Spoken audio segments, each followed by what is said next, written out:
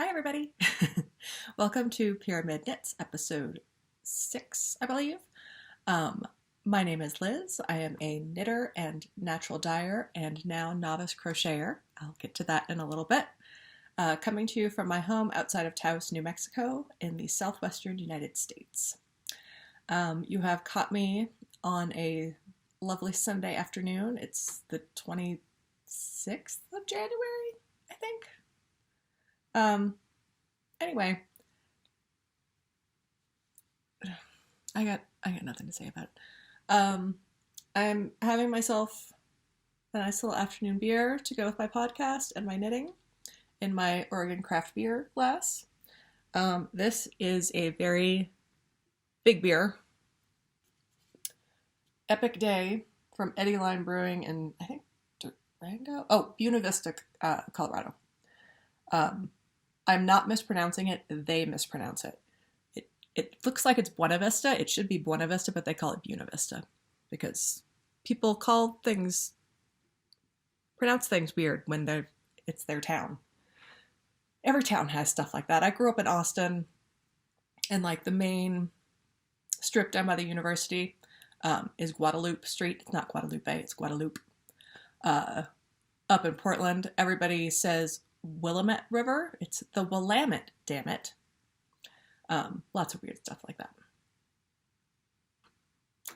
Okay, so since I talked with you guys last, I have been to Vogue Knitting Live in New York City. It was super fun. I can see you're getting a lens flare now. There we go. Sorry about that. I went to Vogue Knitting Live in New York. I went by myself and did New York by myself for a few days and took a really great class on sweater construction with Patty Lyons and went to a couple of lectures on using math in your knitting, like working in the Fibonacci sequence and elements of sacred geometry and stuff like that into your knitting patterns. And a lecture from Ami of La Bien Amie.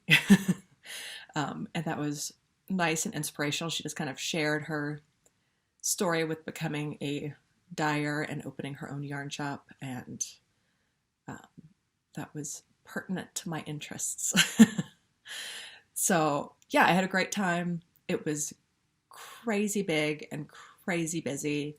I met lots of new fun knitter friends. Hello, new fun knitter friends, if you're out there watching me. I definitely want to go back next year. I want to go to more of these kinds of events because it was great to just be among my people and realize that I have people, because you don't find that very often. Everybody I met was just so super nice, whether it was just a 30-second conversation with somebody you happened to sit down next to, or, you know, if it was more in depth, and everybody was so nice. Everyone I talked to just had so much to talk about because we were all there for the same reason, and it was fantastic. I bought some yarn. I bought 2 sweater quantities of yarn, which I'll show you later. I need to go and grab that. That will be my acquisitions. Okay, so the other thing that's happened in my life after I got back from Vogue Knitting, which was a week ago today. So in the last week, I went off and adopted myself a second dog. He's a big sweetie. He better be a big sweetie. My first dog is a very, very social beast. And he is a beast. He's a very loving beast, but he is a beast of a dog. And he's very, very social, and all he ever wants is just to play with other dogs. And I finally realized that I just have to get another dog. I mean, he's a perfectly happy puppy. But then whenever I take him out somewhere and, he gets to play with another dog, like just the happiness on his face, I'm like, oh my God, like you need a friend. You really need a friend. So I went this week and I got him a friend, from the shelter down in Santa Fe. He is some kind of German Shepherd mix, it appears. Very sweet boy. I have decided to name him Käse, which is German for cheese. Technically, his name is Käsespätzle, which are like cheese noodles, because he's a little cheese noodle. They're like doughy noodles. If you've never had Käsespätzle before, you should, because it's delicious. It's like macaroni and cheese, but to a whole new level. Macaroni and cheese with dough. Anyway, so now I've got Satya, my Doberman mix, Käsespätzle, my German Shepherd mix, and Tiny Tim, my Russian blue cat. So, yeah. The pack is expanding. The house is feeling very full these last few days, and I'm really loving having 2 dogs. There's so many snuggles happening, and they're like best friends, like immediately best friends. It's like the greatest thing ever. I'll try and put in some pictures and maybe some video if I get around to it. We'll see.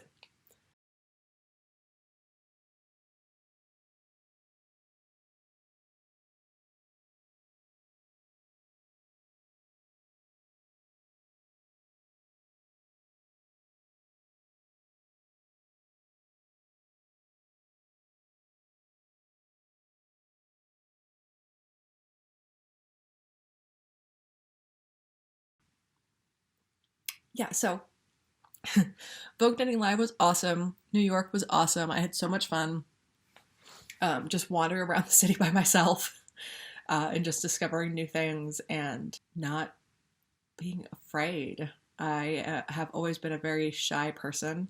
I'm discovering that's maybe not so true these days.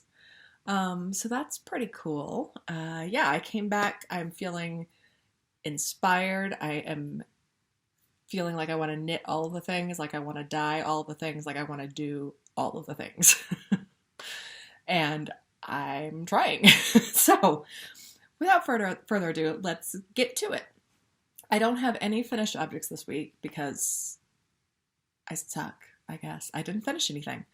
Oh, and I'm remembering one more work in progress that I have in the other room, which I may or may not show you. It's a gift, so I might not show you. Anyway, so getting on with it. Let's start with the thing that's on top, I guess. So I work part-time at my local yarn shop. I'm like the filler person, and I was working there yesterday, and I have really been wanting to make a granny stripe blanket. I keep seeing a bunch of other podcasters make them, and like I've never really liked the look of crochet that much. My grandma crocheted all the time, and you know, she had crochet Afghans all over the house. They were always the chevron ones. But she never taught me to crochet. I never learned how to do it. And it was always, you know, acrylic and just awful colors. So it just doesn't have that appeal to me. But I keep seeing all of these other podcasters doing the granny stripe blankets to use up scrap yarn or mini skeins that they have. And they're so pretty whenever they're in nice materials. So that's what I'm planning to do. I guess I should talk a little bit about my stash at this point. So I'm not much of a stash person. I get stressed out if I don't know what I'm going to do with yarn that I get. It just bothers me to have it sitting there. It's like, I see it not being used and it's like, that's money. You know, that's the way I see it for myself. So I don't generally just buy stuff willy-nilly. So like when I went to Vogue Knitting Live, I had 2 specific projects in mind that I wanted to buy yarn for. And I bought yarn for both of those projects, and I did not buy anything else. I still went over budget. But I got 2 sweater quantities. I'm fine with it. Right, so I don't have a lot of stash. The stash that I do have is the leftover bits of balls of yarn from other projects. That's what most of my stash is. And some of them are, you know, 3/4 of a ball or a skein. Some of them are just, you know, a little scrap of sock yarn left over that's, you know, maybe 10 grams or something. but I have a lot of it. And it doesn't fit in my box anymore for where that kind of stuff goes. So I've been wanting to do some sort of stash busting project for like a few years now, just to get through some of that stuff, because I'll go through it every once in a while and it's like, there's a lot of material in here. If I could figure out something to do with it that uses scraps. It's a granny stripe blanket. Hello. So I was at the yarn shop yesterday and I decided, hey, no time like the present, right? So I went to good old YouTube and I taught myself to crochet. I looked up a video on how to do the pattern for the granny stripe, and there we go. I know, can you see it? Oh, it's crocheted. Yay. Yeah, you can kind of see it better there. I don't know. Anyway, I did this on a 4mm hook, with just a little scrap of sock yarn that I had left over, just to learn the stitch, and there you go. And it was really fun to do and exciting, and like it's a new skill, and I just keep looking at it and touching it and I'm like, oh my god, I made it. I made this thing. It's like that same excitement that I got whenever I first learned how to knit, where you sit down and you look at your work and you're like, oh my god, like I just made a thing. I just made a thing out of string. It's that same kind of novel reaction to my little crocheted square. So I'm still riding the crochet high, and this morning I went through and I pulled out all of my scrap fingering and DK yarn, which most of what I have is fingering. I do have some DK. So that's the other thing I'm doing. I'm going to hold all of my fingering double, so it's like a DK weight. So basically I'm crocheting up a DK weight blanket. It's my goal. So I went through, pulled it all out. I laid it all out on the dining room table and made a little color wheel of everything that I have. And then I have put them all in separate bags. So I kind of have like purples and blues in one bag, and greens and yellows in one bag, and neutrals in one bag, and reds and oranges in another bag. So they're all kind of separated. So my plan is to do rainbow-ish. A rainbow-ish. I'm still getting a lens flare on it. Oh, there we go. I'm just going to have to close the curtain at some point. But I don't want to right now, so I'm not going to. So I did this morning. I started a queen-size blanket crocheted. And this is as far as I've gotten. I started with this green, this bright Kelly green at the bottom, which I have a bunch of this. I bought it for a sweater a long time ago, and I didn't realize it was going to be this bright. It's like bright Kelly green, and I wanted something not that bright. So I ended up with like 3 or 4 skeins of it, and it's acrylic wool blend too. And I've used it for some other projects, like I've knit some baby stuff out of it. And, you know, I'm slowly getting through it, and the rest of it's going to end up in this blanket. But it's Barocco vintage DK. Yeah. And I believe the colorway is Kelly green. And then this next one is, I have a little in there, is Knit Picks Felici. And I am finding it really cool and interesting how it is working up as a self-striping yarn being held double and worked in crochet. I think it's pretty cool. And you can see there's a lump. There's a lump in my blanket already because I accidentally I split one of these clusters on accident and made two clusters above it instead of just one. Oh well. I don't care. It's a scrap blanket, you know.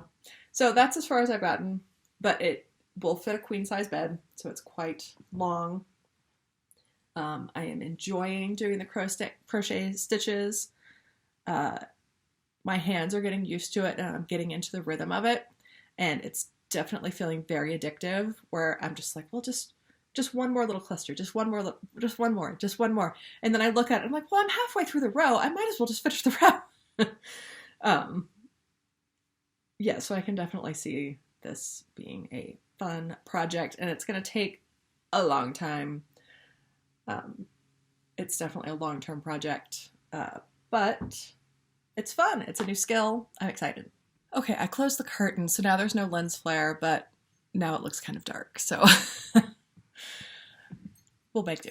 Okay, next up on my works in progress is my Widow's Kiss sweater, which I showed y'all last time. And I even had the foresight to put a stitch marker in it the last time I recorded. So I've knit quite a bit on this in the last few weeks. I was down here at this little guy. Where is it hanging? It's hanging right here. So I was just like half a chart through it or something. And now you can see I've got a good bit of the body here. It's a really intense, deep cabled pattern on the front and the back. I'm really enjoying it. Now that I've gone through it a few times, I know the pattern. I don't have to really look at the chart anymore. So that's good. Yeah, I don't really know what else to say about it. It's great. I love the wool. Widow's Kiss by Thea Coleman. The wool is Elsa wool, sport weight Cormo woolen spun. And it is just, it's really nice. It's really nice. I'm very excited about the sweater being done. So I have several sweaters on the needles right now, which is very naughty of me. So I'm gonna try to be monogamish with my sweater knitting. So I might actually finish one because I keep casting on new sweaters and I haven't finished any of my other ones. So yeah, I'm trying to put some focus on this and get it done. I already have the sleeves knitted, and I'm getting pretty close to sleeve separation. I'm probably right about up to here. Yeah, a few more inches. It's not supposed to be super long. It's supposed to be a little bit cropped. Yeah, so I'm just going to power through on this. I should be joining the sleeves to it pretty soon. And hopefully it'll be done in the next couple weeks. I would hope. If I don't spend all of my time crocheting, it'll be done in the next couple weeks.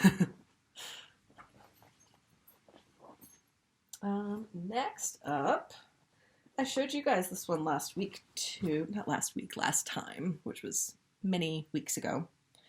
This is the Litmus Cowl by Amy Florence of the Stranded Podcast. I have stray yarns everywhere. Ta-da! That's it in its entirety. Last time I was right here. No. I was like on this stripe last time, so I haven't done very much. I've done like 3 more blue stripes. But it's getting longer. Don't really know what else to say about this either. The yarn is the gradient set I got from 100th Sheep out of somewhere in Colorado.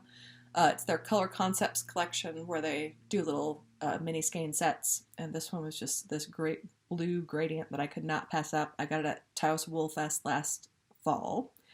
And the white is Fiberco Acadia in the colorway Egret. And they're both wool silk blends. The Fiberco is a DK, the rest is a fingering weight. And you can feel it a little bit. You can feel the difference a little bit. You can see the difference like ever so slightly that the white's a little bit thicker. But it's fine. And it's going to be so, oh God, it's going to be so nice when it's done. It's like just super delicious. Oh. There's these little burrs. Can you see that? And the dogs pick them up on their fur, and they are everywhere.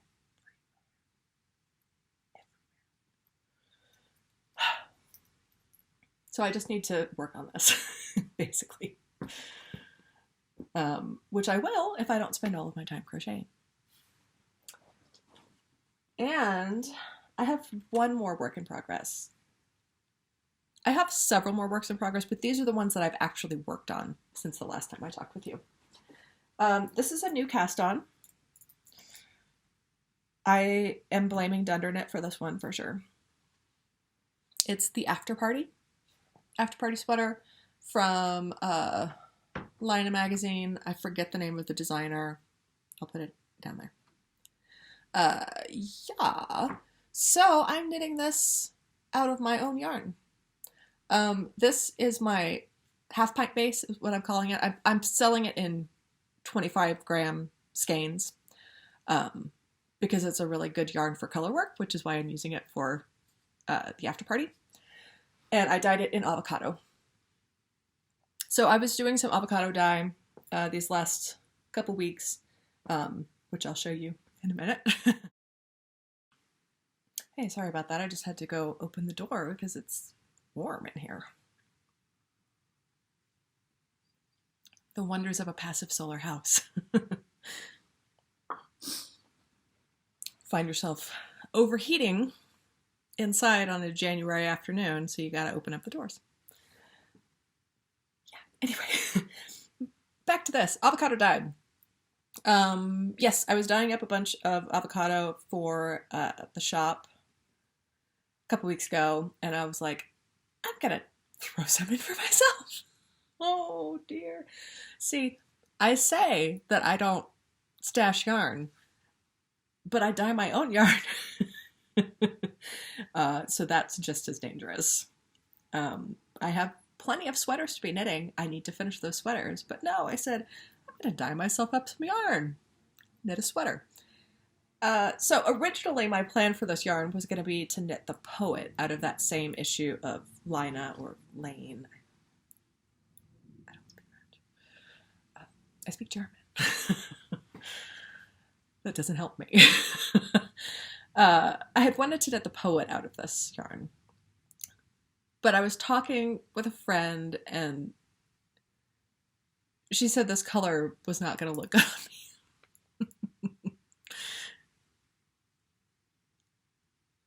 And I'm kind of inclined to agree. So I dyed it all up and I was waffling about using this yarn for that pattern, and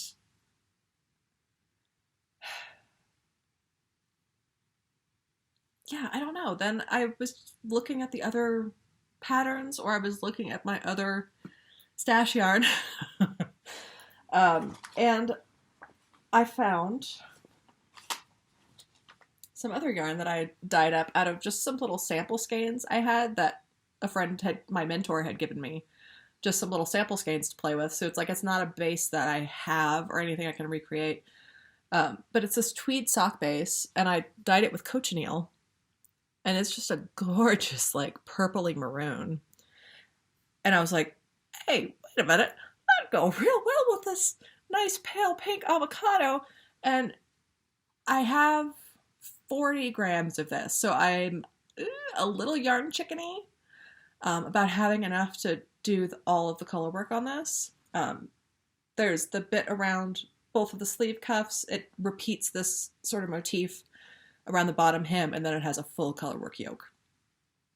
So I have some other random sock yarn from that same sort of stash of test skeins that I also dyed in cochineal, and the color is really close, but it's not a tweed base. It's just a regular sock base. So if I really get in a pinch, I think, that top inch or so, if I don't think I'm going to have enough, I can just sneak that in, and I don't think you'll really notice that the top part's not tweed. So I have two other works in progress. One, I'm doing a sockhead hat for a friend's birthday. I don't think she's going to watch this, but it's in the other room, and the dogs are in the other room, and I don't really want to disturb that right now and go get it. So just imagine it's most of a sockhead hat. It's not really that exciting anyhow. And speaking of not exciting, I have a plain vanilla sock. Hey! All right. Plain vanilla sock. It's knit out of Zen Garden Superfine in the colorway Gia, I believe. I said that in the last episode. Super basic sock recipe. The way I always do it: toe up one at a time, German short row heel. I did a 1x1 rib at the top and Jenny's surprisingly stretchy bind off for the cuff. Yeah, at some point whenever I was in New York or coming back from New York, I cast on the second sock. And I had taken everything I might need, all of my notions and extra needles and things with me.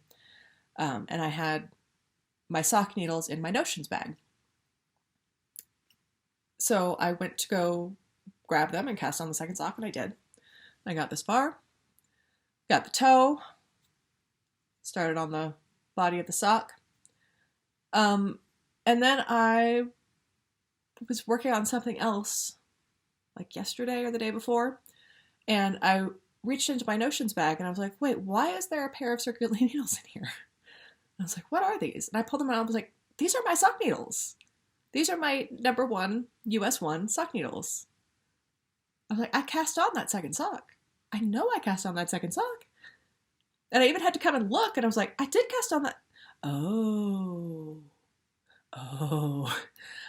I also had my size 3 needles in my notions bag in the event that I finished the sleeve, which I'm knitting on a 4, and then the cuff is on a 3. In the event that I finished the sleeve and I wanted to cast on the second sleeve, I had my 3s also in my notions bag. And I grabbed those on accident and started knitting the sock. And I even remember thinking, knitting this, I was like, this seems kind of large. It's a little bit larger than normal. I was like, it's fine. It always looks kind of big when it's at the bottom and it's all stretched out on the needle. Like, it's fine. No, it's not fine.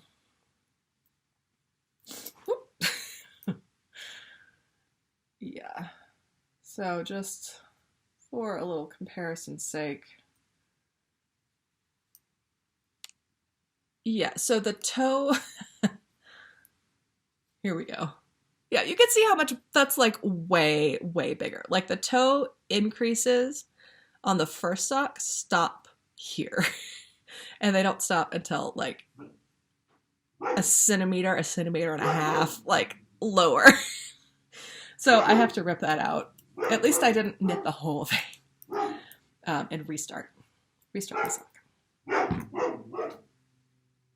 I don't know why the dogs are barking.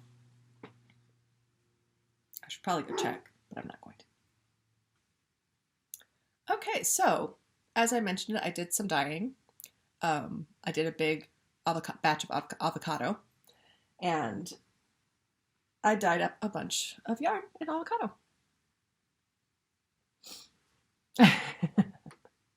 So, these are 3 bases that I have for sale at Vortex Yarns here in Taos, if you happen to be coming through. I'm not selling anything online yet. I hope to be doing that at some point in the first half of this year is really my goal. Okay, this is my sock base. It's an 80/20 merino nylon. And this colorway is Pink Moon. It's just like the best dusty rose color. It's so nice. It's so nice. Yeah, so these were all dyed in the same pot, in the same dye bath. Not at the same time, but in the same dye bath. So it all depends on the fiber content, the time left in the pot, heat applied, all of that. When it went into the pot in succession, if, it was mostly exhausted, the color was exhausted. Yeah. Okay. So, sock yarn, Pink Moon. This, it's like, it looks almost white there, maybe. It's such a subtle color. It's like hard to pick up. And this is my laptop camera, so it's like not the best. This is my half pipe base, which is what I'm knitting my after party sweater out of. It's 2-ply fingering, 100% Peruvian Highland wool. Great for color work. I have knit other sweaters out of this same base, and they hold up really well. They look really nice. Big fan of this yarn. Colorway, poodle skirt. And this one is, I know the camera is not going to pick this up. It probably just looks white, and you're like, why are you just showing us a white skein of yarn?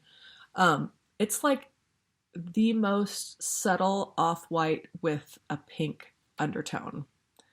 Um, and I call it Pearl. And this is a, oh God, I don't remember now. I'm the worst. I'm the worst. It's Erin Waite tweed. I believe uh,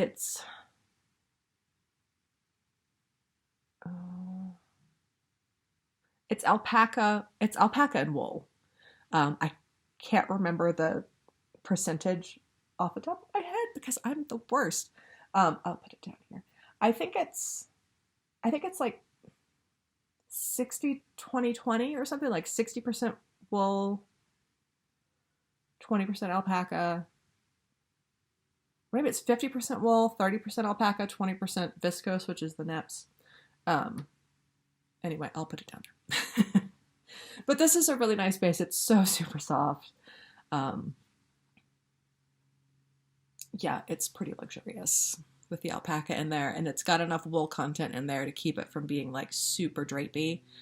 Um, it has some memory to it, but it feels like alpaca, like it's really soft. So that was my dyeing for the week. Was not just these 3 skeins, but these 3 bases in avocado. I almost forgot to show you guys the yarn that I got at Vogue Knitting Live. So, I mentioned that I had 2 specific projects in mind that I wanted to get the yarn for. Sorry, I'm looking out my window over there and there's just like dogs flying up in the air. They're having a big time. Anyway, I had 2 specific projects in mind.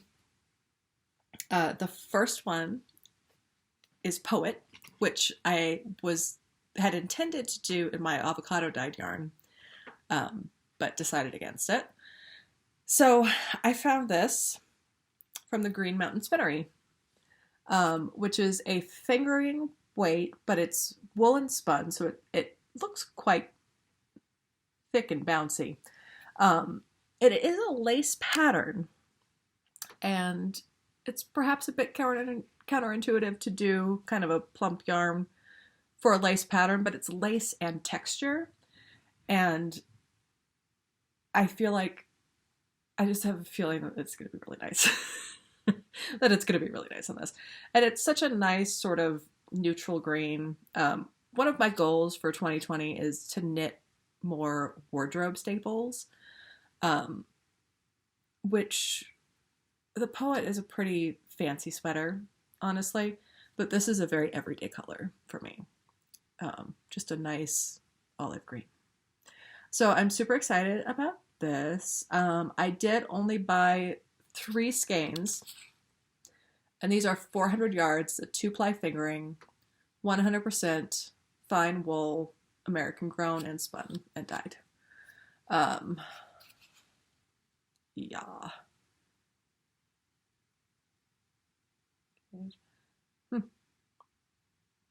They actually recommend a size 1 needle for this yarn. That is impressive.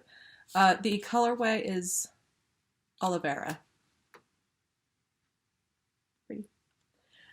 I only bought 3 skeins, which gives me 1,200 yards. According to the yardage for the pattern, I think my size calls for 1276. So that puts me 76 yards short out of the gate. I usually end up with yarn left over with sweater projects, so I'm hoping that's going to be the case with this too. But I'm going into it knowing I'm going to be doing a little bit of yarn chicken. So I might need to alter the order in which I knit the sweater. Like I might want to get to the arm divide because it's top down, get to the arm divide and actually knit the sleeves first, get those done, and then continue with the body and go as far as I can. So I can, because it's already like a half sleeve pattern, so I could take a little bit of length off the sleeves. I believe it goes down below the elbow, but I could even take it above the elbow and just have half sleeves. I don't know. We'll see whenever I get to it. But yeah, I know I'm going to be playing yarn chicken with this one.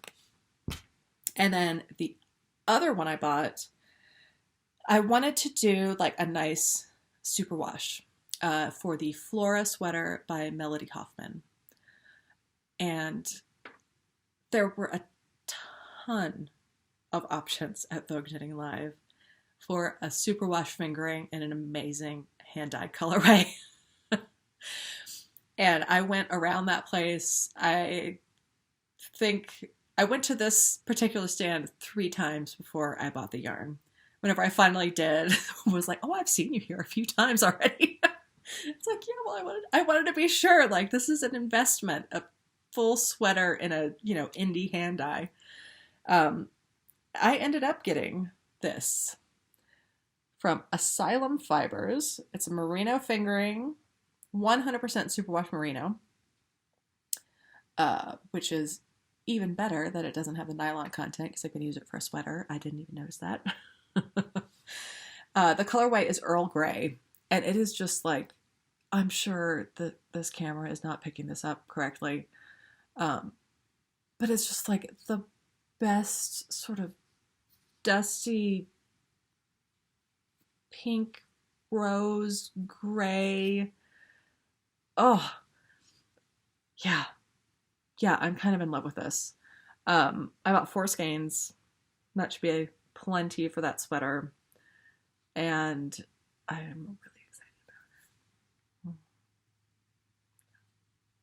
Yeah, I had looked at their booth, a couple of times, and this is the color that just I kept coming back to and I kept thinking about. And I was like sitting in my lecture, like dreaming about that sweater and that Earl Grey would be so pretty. So I did it. So thank you, Asylum Fibers. You won. So yeah, I think that's it. I hope you guys are having a great morning, afternoon, evening, day of the week, depending when you're watching this. I'm going to go deal with these obnoxious animals. And I'll see you next time. Until then, happy knitting and happy crocheting. Bye.